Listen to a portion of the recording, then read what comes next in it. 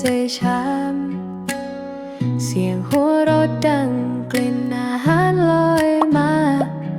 อบอุ่นในครัวเหมือนบ้านในนิทานครัวอุ่นรักที่เราทำด้วยใจสวัสดีค่ะวันนี้ครัวอุ่นรักเรามีเมนูมาแนะนำกันอีกแล้วนะคะวันนี้เป็นเมนูที่ชื่อว่ายำปลากระป๋องนะคะเป็นเมนูง่ายๆแล้วก็ทำง่ายด้วยนะคะเดี๋ยวเรามาดูส่วนผสมกันนะคะว่ามีอะไรบ้างอันดับแรกก็จะเป็นนี่เลยค่ะปลากระป๋องวันนี้เราใช้2กระป๋องเลยนะคะต้นหอมตะไคร้ผักชีใบเลื่อยนะคะพริกจินดาวันนี้ใช้ทั้งสีแดงแล้วก็สีเขียวเลยหอมแดงใบโหระพานะคะมะนาวเราจะปรุงรสกันด้วยผงปรุงรสนะคะน้ำปลาแล้วอันนี้เราจะใส่พริกป่นด้วยนะคะเดี๋ยวเรามาทำกันเลยนะคะ